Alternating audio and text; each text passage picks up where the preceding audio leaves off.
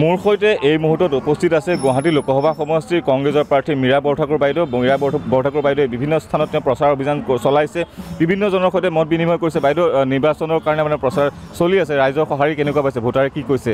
ৰাইজৰ সাম্প্ৰতিক সময়ত যিবিলাক পৰিস্থিতি মানুহে দেখিছে, ভয় ভীতি উত্তেজনাৰে মানুহক যেনেকৈ বশকৰণ কৰিব বিচাৰিছে, তাৰ ঊৰ্ধত মানুহে স্বাধীনভাৱে জীয়াই থাকিব বিচাৰে। গতিকে ৰাইজে এইবাৰ পৰিৱৰ্তন, তেওঁলোকে যিবিলাক কথা কৈছে তাৰ পৰা পৰিত্ৰাণ বিচাৰিছে, সঁহাৰি যথেষ্ট। গতিকে এইবাৰ ৰাইজে আমাক মোহৰ লগাব। বাইদেউ, এটা কথা জানিব বিচাৰিছোঁ, যদি আপুনি জয়ী হয়, এই জয়ী হোৱাৰ পাছত কোন তিনিটা সমস্যাৰ ক্ষেত্ৰত আপুনি গুৰুত্বপূৰ্ণ ভূমিকা গ্ৰহণ কৰিব? প্ৰথম হৈছে পানী, প্ৰাণীৰ প্ৰাণ। পানী, খোৱা পানীৰ যিটো প্ৰচণ্ড সমস্যা, খোৱা পানীৰ ব্যৱস্থা কৰাটো প্ৰধান ব্যৱস্থা হিচাপে ল'ব লাগিব। বাকী আপোনাৰ বিভিন্ন ধৰণৰ নিবনুৱা সমস্যা আছে, জাবৰ নিষ্কাশনৰ সমস্যাটো আছেই।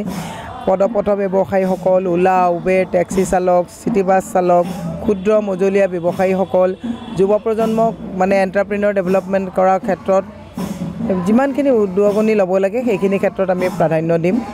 বাইদেউ, আমি দেখিবলৈ পাওঁ যে গুৱাহাটী লোকসভা সমষ্টিত সততে মহিলাই প্ৰাধান্য থাকে। এগৰাকী মহিলা হিচাপে যদি আপুনি জয়ী হোৱাৰ পাছত সাংসদ হ'লে মহিলা হিচাপে কেনেধৰণে সুবিধা হ'ব বা কি দেখে আপুনি গোটেই বস্তুখিনি?